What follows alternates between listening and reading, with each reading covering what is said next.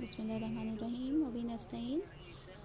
ہمارے سامنے یہ حدیث نمبر 1 ہے، ریاض الصالحین کی باب الاخلاص و اظہار النیہ فی جمیع الاعمال والاقوال والاحوال البارزۃ والخفیۃ، جس میں امام نووی رحمۃ اللہ علیہ نے اخلاص کا بیان کیا ہے، اور یہ کہ تمام ظاہری باطنی اعمال، اقوال اور احوال میں نیت ضروری ہے۔ قرآن کریم کی آیات پیش کرنے کے بعد انہوں نے جو سب سے پہلی حدیث منتخب کی ہے وہ حضرت عمر بن خطاب رضی اللہ عنہ کی حدیث ہے، اور حضرت عمر بن خطاب رضی اللہ عنہ اور حضرت ابوبکر رضی اللہ عنہ وہ صحابہ کرام ہیں جن سے بہت کم تعداد میں حدیث مروی ہیں۔ یہ لوگ حدیث کو قال رسول اللہ صلی اللہ علیہ وسلم کہنے سے بہت زیادہ بچتے تھے، فتویٰ دیتے تھے، مسائل حل کرتے تھے، لیکن الگ کسی بات کو اللہ کے رسول صلی اللہ علیہ وسلم کی طرف منسوب کرتے ہوئے بہت ہی ڈرتے تھے۔ اور تو اس میں انہوں نے یہ بات بتائی ہے کہ حضرت عمر رضی اللہ عنہ سے مروی یہ فرماتے ہیں کہ میں نے رسول اللہ صلی اللہ علیہ وسلم کو یہ فرماتے سنا کہ اعمال کا دار و مدار، بے شک اعمال کا دار و مدار نیتوں پر ہے، اور ہر شخص کو وہی ملے گا جس کی کہ اس نے نیت کی ہے۔ اگر اس کی ہجرت اللہ اس کے رسول کے لیے ہوگی تو اس کی ہجرت اللہ اس کے رسول کی طرف ہوگی، اور جس شخص نے ہجرت دنیا کی طرف ہو کر یا دنیا حاصل کرنے کے لیے ہجرت کی، یا کسی عورت سے نکاح کرنے کے لیے ہجرت کی، تو اس کی ہجرت اس طرف ہوگی جس کی طرف اس نے ہجرت کی ہوگی، اور یہ حدیث متفق علیہ ہے۔ تو اس میں جو بات سمجھنے کی وہ یہ کہ کوئی بھی ہم عمل کر رہے ہوں، کوئی بھی کام کر رہے ہوں، کچھ بھی ہم کرنے جا رہے ہوں، تو بنیادی چیز جس کو وہ حاصل ہے اس میں وہ نیت اور ارادے کو شامل ہے۔ نیت اصل میں کس چیز کا نام ہے، پہلے ہمیں یہ سمجھنا ہوگا۔ نیت کہتے ہیں ارادے کو، یعنی آپ نے جو ہے وہ نماز پڑھنے جا رہے ہیں، تو نماز پڑھنے جانے کے لیے جو آپ نے سوچا، اور تو وہ سوچنا کیا ہو جائے گا، آپ کی نیت ہو جائے گی۔ اب اس کے بعد جو آپ کا وضو کرنا ہے، آپ کا جو ہے وہ نماز کے لیے جو تیاری ہوگی وہ سب اس نماز کی نیت میں جو ہے وہ شمار کی جائے گی، یعنی آپ نے نیت کر لیا، آپ نے ارادہ کر لیا، ٹھیک ہے۔ تو یہ ساری چیزیں کیا ہیں، یہ نیت کا بنیادی مطلب کیا ہوا، بنیادی معنی کیا ہوا، ارادہ کرنا۔ تو اعمال کا دار و مدار کیا ہے، نیتوں پر ہے۔ اب اس نیت کے مطابق بندے کو کیا ملے گا، اس کا ثواب ملتا ہے، یا پھر اس کا اگر غلط کام کی نیت کی ہے تو پھر اس کی گرفت ہوگی، ٹھیک ہے۔ اللہ کے رسول صلی اللہ علیہ وسلم ہم یہ بتا رہے ہیں، اب جیسے بندے نے کسی نے نماز کا ارادہ کر لیا، لیکن وہ نماز کسی بھی وجہ سے جو ہے وہ ادا نہیں کر سکا، تو اس نے نیت تو کی نا، تو اللہ تعالیٰ اب اس کی نیت کے مطابق کوئی جزا دیں گے یا اس کا بدلہ دیں گے، ٹھیک ہے۔ تو یہاں رسول خدا صلی اللہ علیہ وسلم کیا فرما رہے ہیں، اعمال کا دار و مدار نیت ہے۔ لہٰذا یہ جو ہم حدیث کی کتاب شروع کر رہے ہیں ریاض الصالحین، اس حدیث سے ہمیں یہ سبق ملا، اس حدیث کے اس ٹکڑے سے ہم کو یہ سبق ملتا ہے کہ ہمیں اس کتاب کو پڑھنے سے پہلے اپنی نیتوں کو کیا کر لینا چاہیے، خالص کرنا چاہیے کہ ہم یہ کام خالصتاً اللہ رب العزت کی خوشنودی کے لیے کر رہے ہیں۔ ہم اس لیے ان سب چیزوں کو پڑھ رہے ہیں کہ تاکہ ہم اپنی زندگیوں کو، اپنا اخلاق، اپنا کردار، اپنا رویہ، اپنے معاملات اللہ کے بتائی ہوئی ہدایت، اللہ کے رسول صلی اللہ علیہ وسلم کی تعلیمات کے مطابق ڈھال سکیں، رائٹ۔ تو یہ ہوا، اگر ہم نے یہ نیت کر لی تو اللہ تعالیٰ اس نیت پر ہم کو جو ہے وہ ضرور اجر سے نوازیں گے انشاءاللہ، ٹھیک ہے۔ تو اعمال تو سب سے پہلے ہم نے کیا کرنا، نیت کو خالص کر لینا، ٹھیک ہے۔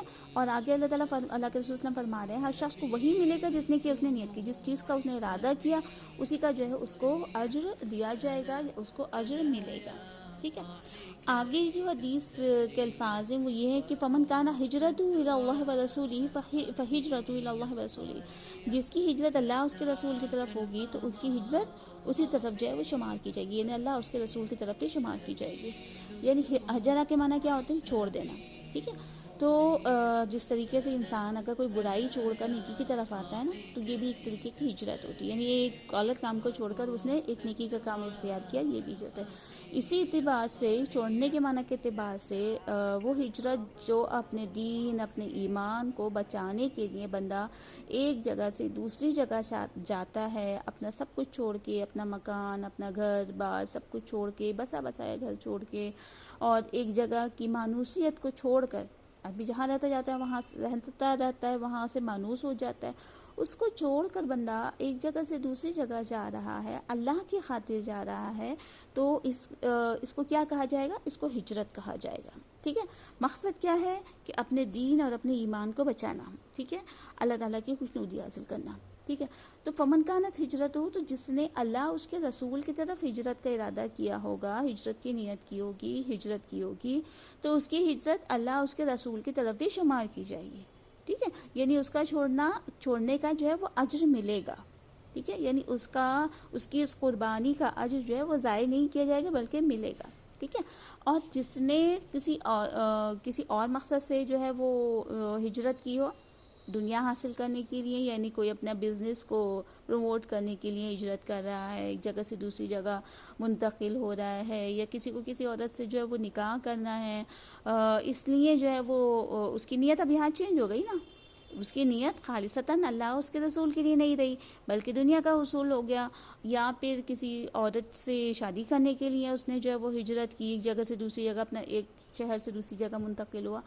تو اب اس کی ہجرت اسی طرف شمار کی جائے گی جس کی طرف اس نے ہجرت کی، یعنی جہاں کی اس نے نیت کی، جس جگہ کا جس کام کا اس نے ارادہ کیا، تو اس کے مطابق اس کو بدلہ دیا جائے گا. ٹھیک ہے. تو یہاں پر چونکہ للہ و رسول نہیں ہے، یعنی ہجرت کا مقصد خالصتاً اللہ اس کے رسول کی خوشنودی نہیں ہے بلکہ دنیا کا حصول مقصود ہے. ٹھیک ہے. تو پھر اس کے مطابق اس کو بدلہ دیا جائے گا. ٹھیک ہے. لہٰذا کسی بھی اگر ہم علم حاصل کریں تو علم حاصل کرنے کا مقصد بھی اللہ اس کے رسول کی تعلیمات کو حاصل کرنا، اپنی زندگیوں کو روشن کرنا، اور اپنے لیے جو ہے نا معلومات حاصل کر کے صحیح علم کی روشنی میں اپنے اعمال کی تبدیلی ہونی چاہیے. ٹھیک ہے. تاکہ ہم ایسے اعمال کریں جو کہ جس کی دین میں تعلیم دی گئی ہے اور جس کا کرنے کا اللہ اس کے رسول نے حکم دیا ہے. ٹھیک ہے. تو یہ مقصد ہوگا تو اللہ تعالیٰ ہمیں اس پہ ضرور انشاءاللہ اجر دیں گے. لیکن اگر کسی انسان کا مقصد یہ ہو کہ لوگ جو ہے مجھے عالم کہیں، مجھے جو ہے میری بات سنیں، میرے عاشق بردار بن رہیں، میرے آگے پیچھے گھومیں اور میری جو ہے جی حضوری کریں، تو اگر یہ مقصد ہوگا تو ظاہر بات ہے اللہ تعالیٰ کی طرف سے اس کے لیے اجر نہیں لکھا جائے گا. ٹھیک ہے. مطلب ریاکاری، دکھاوا اور جو چیز اس کو واہی چاہیے ہوگی تو وہ تو مل جائے گی، لیکن آخرت میں جو ہے وہ اس کے نہ تو دنیا میں فوائد اس طرح سے حاصل ہوں گے جو ایک علم کو سیکھنے کے ہوتے ہیں، اور نہ ہی آخرت میں مرتب ہوں گے. ٹھیک ہے. اور تو یہ حدیث ہمیں یہ سبق دیتی ہے کہ ہمیں اپنی نیت کو، ہر کام میں اپنی نیت کو کیا کرنا چاہیے، خالص کرنا چاہیے، کیونکہ ہمارے ارادے کے مطابق اللہ تعالیٰ جو ہے وہ حالات بھی بناتے ہیں اور اللہ تعالیٰ اجر بھی دیتے ہیں. ٹھیک ہے. اسی لیے کہ کوئی بھی نیک کام، کوئی بات سامنے آئے تو اس وقت فوراً نیت کر لینی چاہیے، کیونکہ اسی وقت جو ہے اللہ تعالیٰ ہم کو اجر دے دیں گے. ٹھیک ہے. اور یہ نہیں سوچنا چاہیے کہ وقت آئے گا تو دیکھ لیں گے، کیونکہ وقت کسی کو جو ہے وہ موقع نہیں دیتا ہے جب آ جاتا ہے تو، اور انسان کو زندگی کا کچھ نہیں بھروسہ. اس لیے شروع سے ہی اپنی نیت کو خالص اور صاف کرنا چاہیے، اچھے کاموں کو کرنے کی جو نیت ہونی چاہیے، تاکہ اللہ تعالیٰ اس کے مطابق ہمارے لیے راہیں ہموار کر دے، اور اگر ہم نہ بھی کر پائیں تو ہماری نیت کے مطابق اللہ ہم کو اجر سے نوازے. ٹھیک ہے. یہ متفق علیہ ہے، یعنی امام بخاری اور امام مسلم دونوں نے اس کو جو ہے وہ نقل کیا ہے. ایسی حدیثیں جو دونوں نقل کرتے ہیں، یعنی دونوں کتابوں میں موجود ہوتی ہیں، ان کو متفق علیہ حدیث بولتے ہیں.